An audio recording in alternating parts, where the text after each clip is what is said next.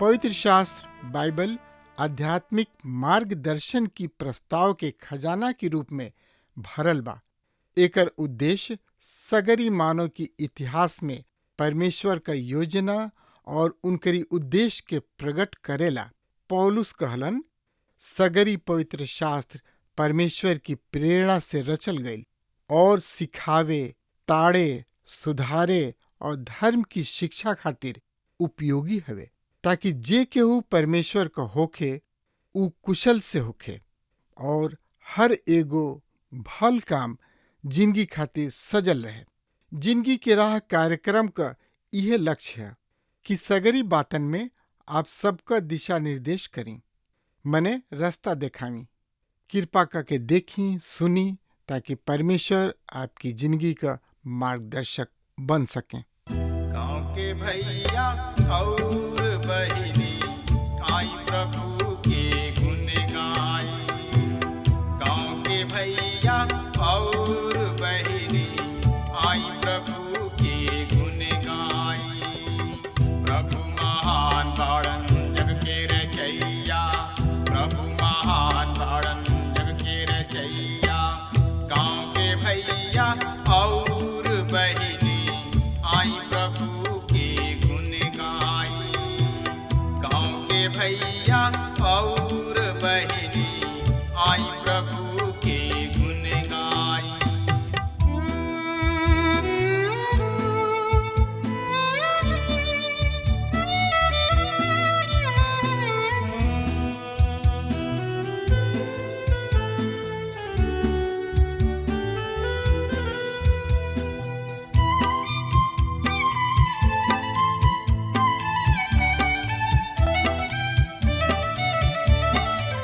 आकाश के तरई बन के चिरई उनकर भजन करे।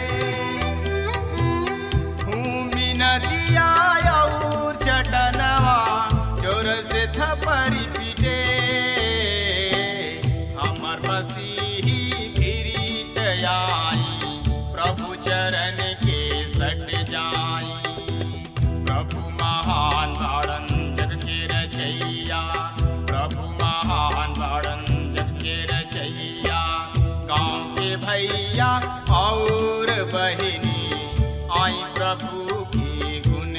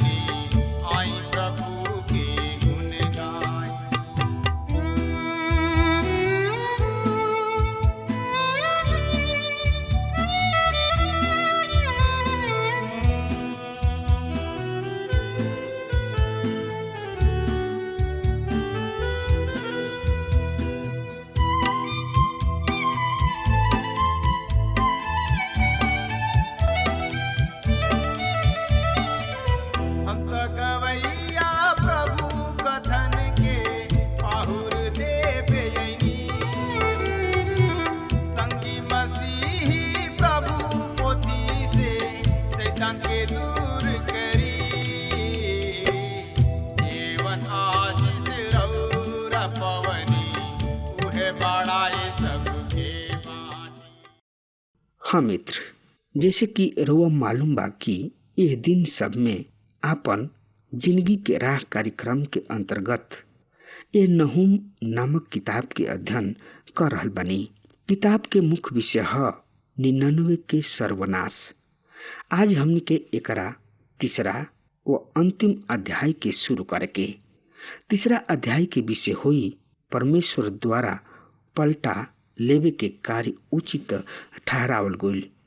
हमने के देख रहल बानी जा श्रोता मित्र भाई बहन की परमेश्वर पिता न केवल एगो आदमी में रुचि ले वरन राज्य व राष्ट्र महानगर सब में भी रुचि ले और चाहेलन कि शासक परमेश्वर के ढंग से चलावल जाओ। यदि ऐसा ना होई, परमेश्वर पिता दुष्ट के दंड दिहले बिना ना छोड़ी हैं। 99 नगर असुर के राजधानी है। यद्यपि परमेश्वर असुर के अपना अस्त्र के रूप में प्रयोग कैलन और इसराइल के उनका द्वारा ताड़ना दिहले, पर जब असुर परमेश्वर के त्याग दिहले, छोड़ दिहले और निरंतर दुष्टता में लिप्त रहले, तब परमेश्वर नहूम के द्वारा उनका विरुद्ध दंड के घोषणा कर डलले। तीसरा अध्याय में नहूम नबी 99 के विनाश के कारण के स्पष्ट करताणे तथा एकरा खातिर परमेश्वर के उचित ठहरावताणे। 99 के सर्वनाश तथ्य के उदाहरण बा कि मनुष्य जैसन बोवेला उहे काटेला भी, जैसे कि गलतियों के पत्री के 6वां अध्याय के 7वां पद में बतावल गइल बा। और इहे तथ्य एगो राष्ट्र के विषय में भी सत्य बा। राष्ट्र जैसन बोई उहे काटी।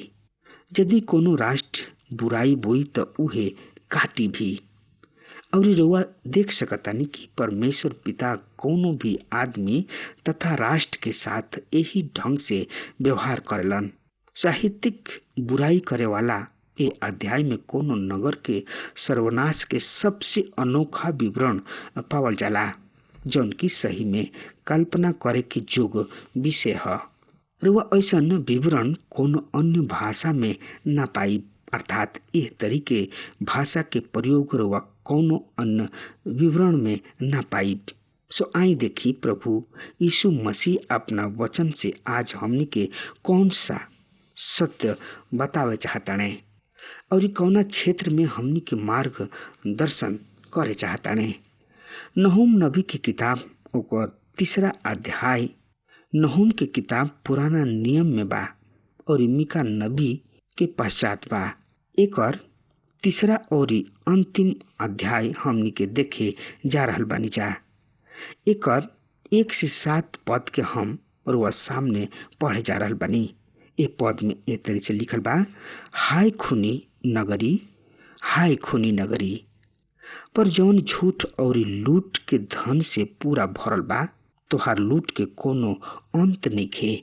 चाबुक सबके फटकार, पहिया सबके गड़गड़ाहट, भगत घोड़ा और दौड़त रथ सबके दौनी हो रहल बिया। चढ़ाई करत घुड़सवार, चमकत तलवार, चमचमात भाला और घात कोइल गोइल आवेक लाश सबके ढेर और अनगिनित लाश बा, जौना से चले वाला ठोकर खाले।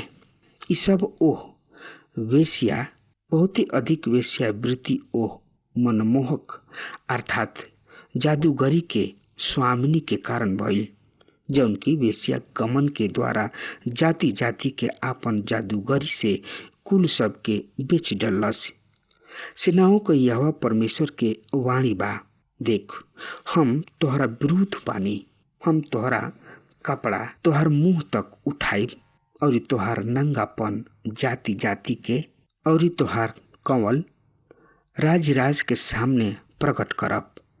हम तोहरा ऊपर घिनौना वस्तु फेंकब और तोहरा के नीचा देखाइब और सबके सामने तमाशा बनाइब और ऐसन होई तोहरा के देखे वाला तोहरा से मुंह फेर लिही और कहिए कि 99 नगर के सर्व नाश हो गईल।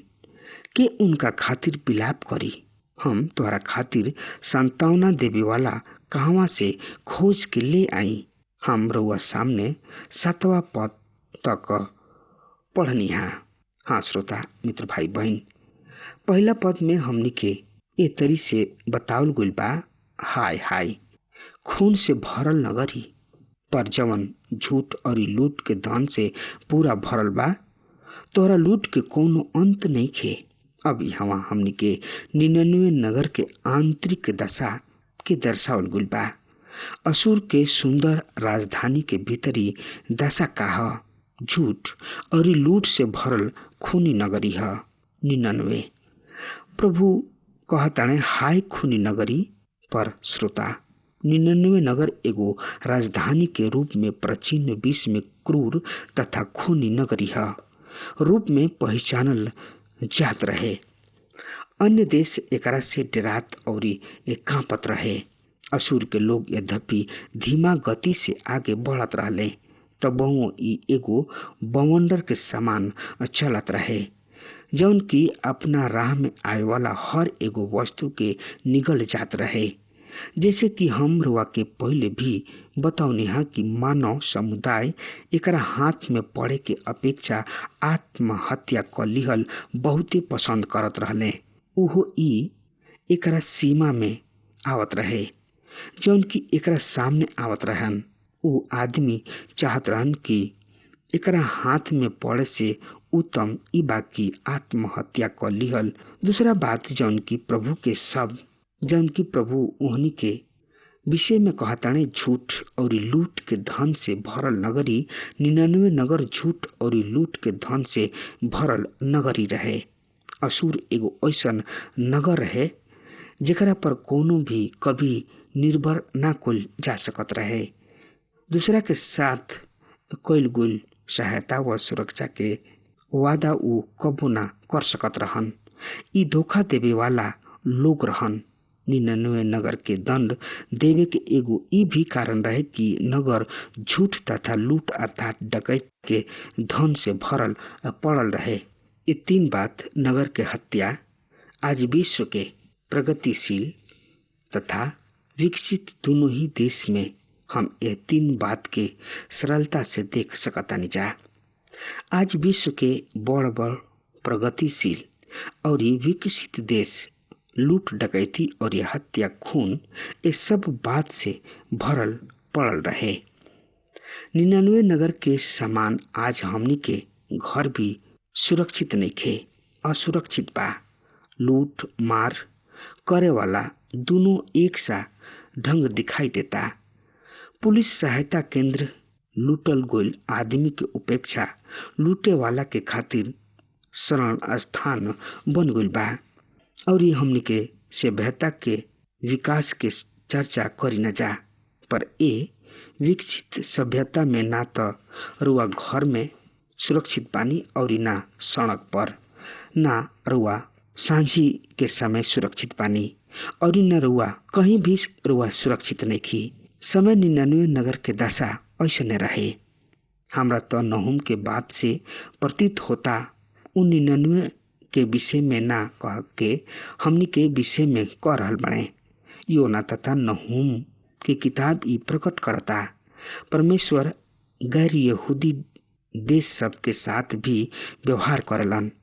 उ न केवल यहूदी व इस्राएल प्रजा से व्यवहार करताणे, वो अन्य जाति के देश के साथ भी व्यवहार करताणे, गतिविधि सब में हस्तक्षेप करताणे।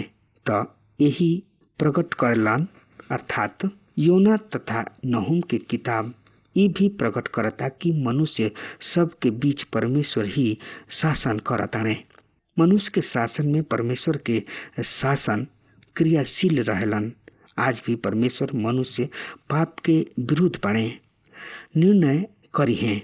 उ देश के ए लवर व्यवस्था के रद्द करी हैं।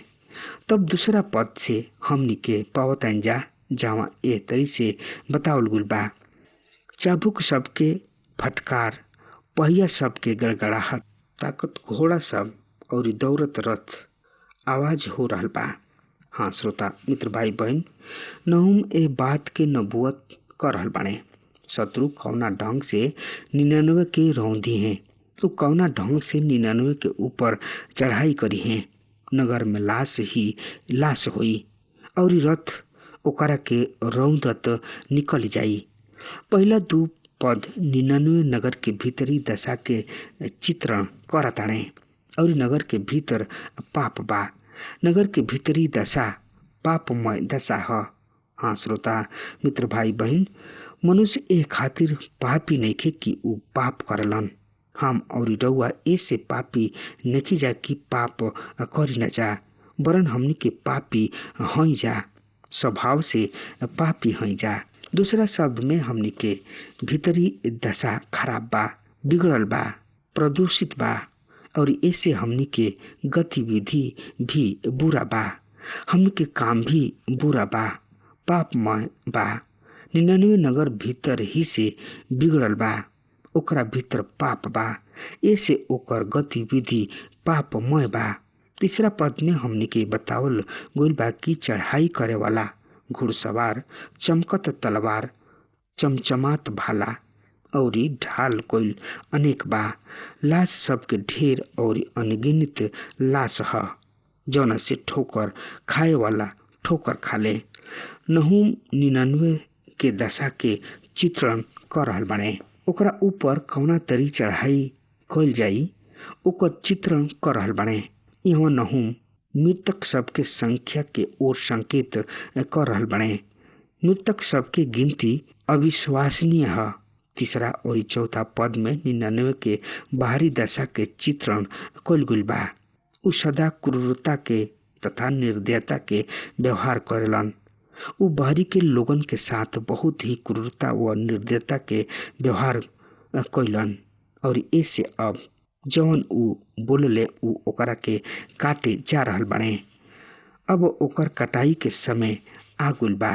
परमेश्वर के वचन के अनुसार मनुष्य जैसन बोवेला उहे काटेला भी। उ जैसन बोवेले बाणे उहे कटी हैं। अब ओकरा के काटे के समय आ गइल बा।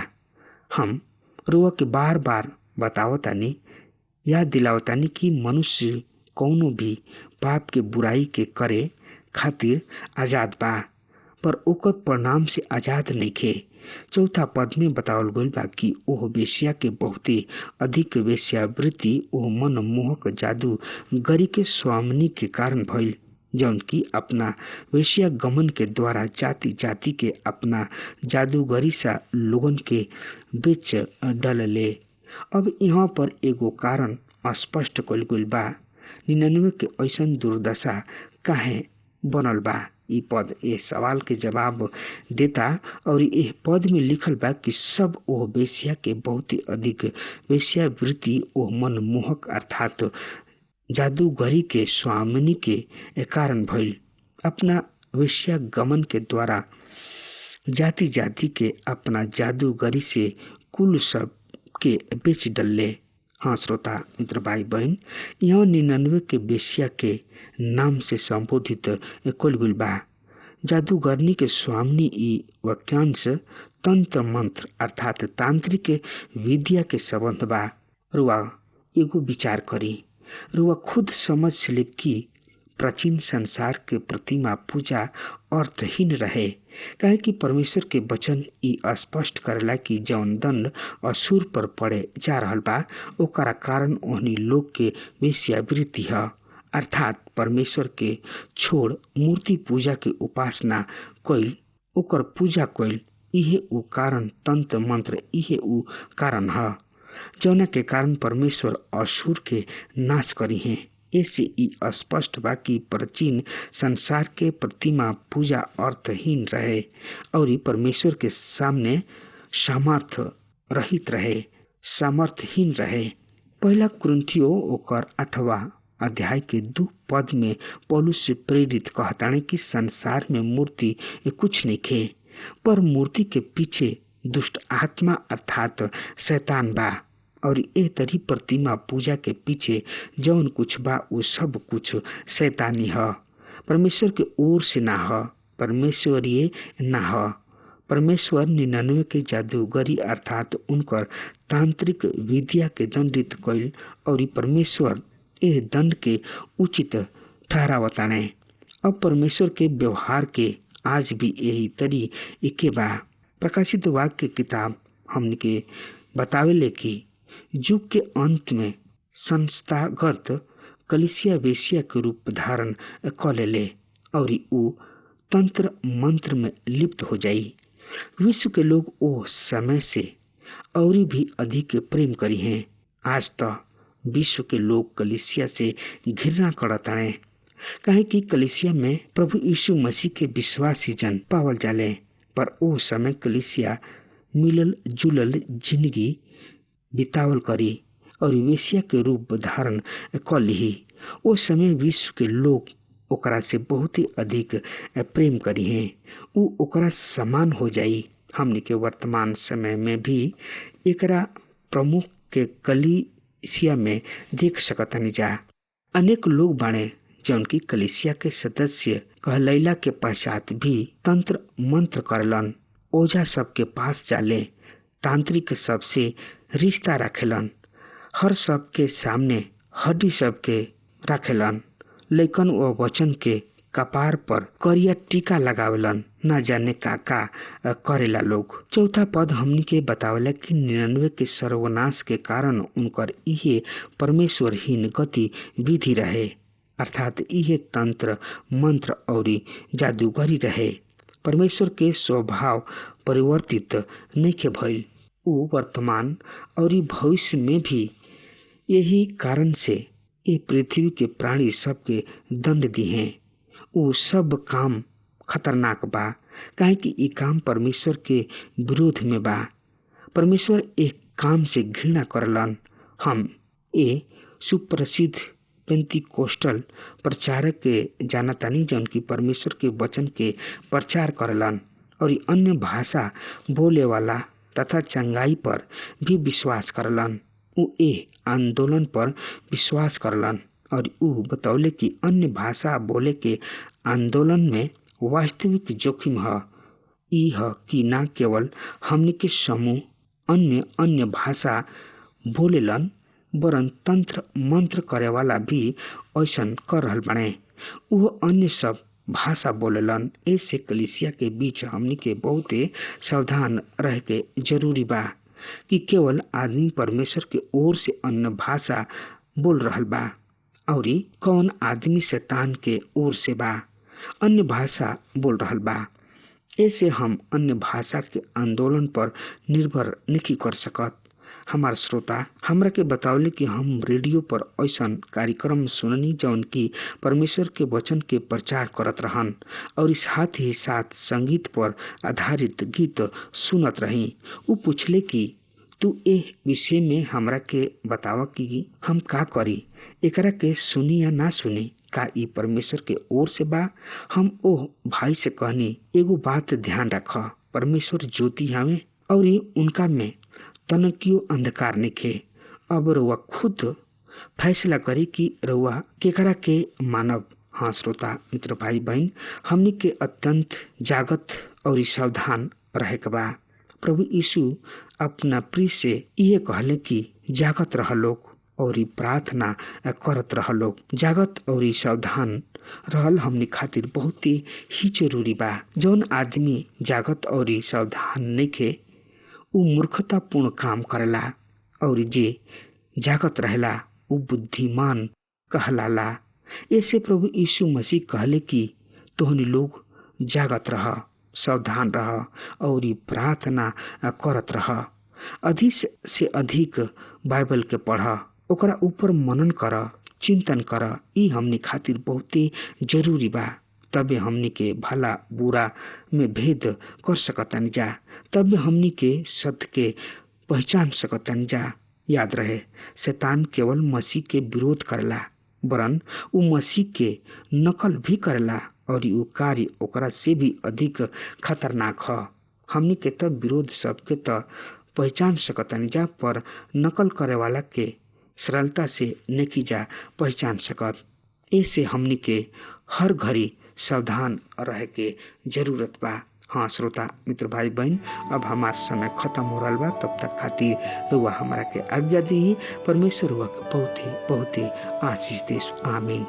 हमके विश्वास बा कि ई कार्यक्रम आप सब खातिर फायदेमंद सिद्ध भइल हुई। अगर आप सबके लगे बाइबल से चाहे आपकी निजी जिंदगी से कोनो सवाल होके चाहे कोनो समस्या खातिर प्रार्थना करावे चाहतनी तो हमारी फोन नंबर पर जरूर संपर्क करें और आज का दिन आप खातिर सुखद बनावे।